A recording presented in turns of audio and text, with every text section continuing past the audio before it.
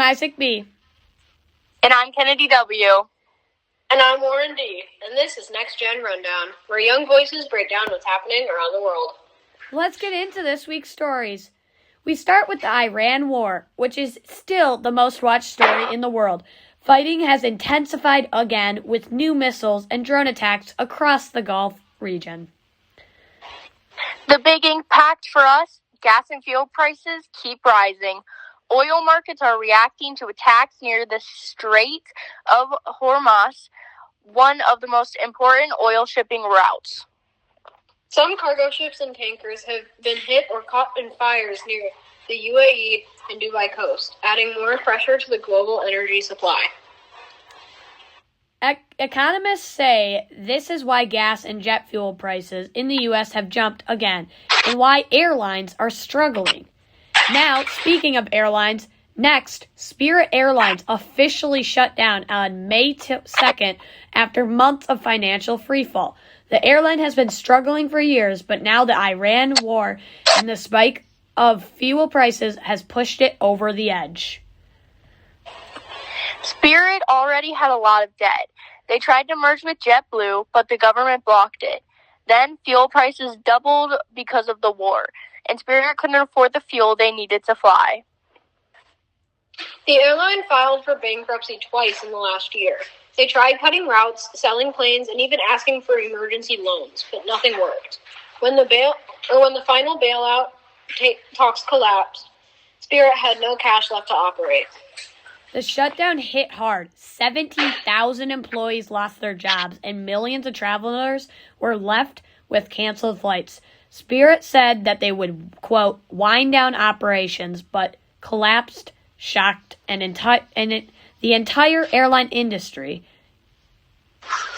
And that's when something unexpected happened.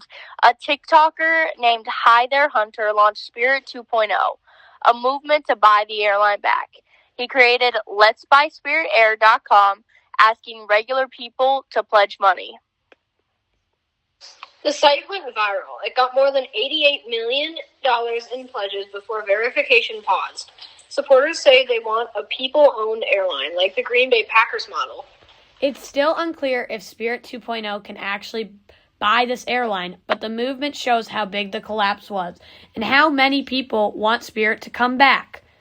And keep in note, I read more about this actually, and they are trying to buy the operating certificate first from Spirit, and that's selling next week. So this is a coming news story, and we'll give you another update next week.